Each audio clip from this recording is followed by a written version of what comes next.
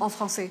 Je pense que l'Afrique, il est temps qu'elle se prenne en charge dans un contexte que vous connaissez, un contexte de crise importée par rapport à la pandémie, par rapport à la crise russo-ukrainienne, mais également à d'autres crises qui malheureusement caractérisent notre continent, que sont la pauvreté, qu'est la pauvreté, le terrorisme et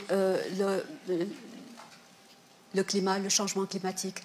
Et je pense que pour nous, les 4 priorités pour que l'Afrique se prenne en charge définitivement, c'est vraiment investir dans ces personnes. Je crois que le plus gros potentiel de l'Afrique, ce sont ces jeunes, ces femmes. Et si on se réfère à l'aspiration 6 de l'agenda de 2063, je crois que l'Union africaine avait demandé à ce que tout le potentiel de l'Afrique à travers ces femmes et ces jeunes puissent être libérés. Et là, derrière tout ça, il y a tous les aspects de renforcement de capacité, il y a tous les aspects d'encouragement des jeunes et des femmes à être entrepreneurs, à avoir boosté les startups. Ceci est la première priorité.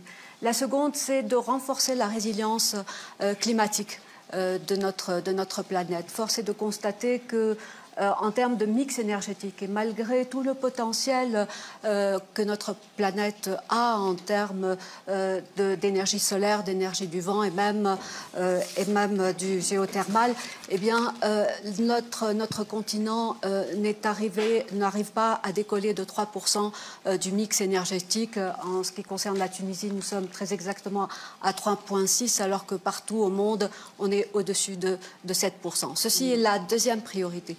La troisième priorité, c'est véritablement booster la connectivité digitale à travers le continent. Hier, on a parlé de la zone ZLECAf, on était ensemble au petit déjeuner et je suis convaincue qu'une meilleure connectivité à travers le continent va pouvoir booster ces initiatives et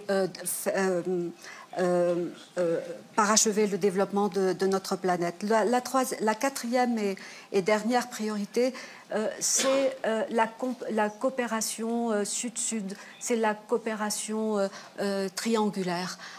Et c'est la coopération internationale. Il va falloir essayer de trouver d'autres moyens pour amener notre continent à sortir de la crise dans laquelle il est, avec d'autres moyens de réfléchir en dehors de la boîte. Voici mes 4 priorités pour un continent plus durable, un continent plus innovant. Imtiaz, let's build up from the point that Professor Bouden has just raised. She's spoken about some of the things that make Africa so unique and make us so powerful as well, whether it's the workforce, whether it's the innovation, digital, and these many startups that she's saying are on the continent. What about the African continent makes it ripe for this African century to be realized? Thank you very much, Nzinga.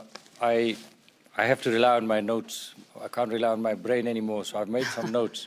And I've got a few points to make. The first one is that obviously everybody knows it's a very young and a very large population and going to continue to grow and going to have amongst the big, large cities of the world in Nigeria, in Tanzania, and in other parts of Africa.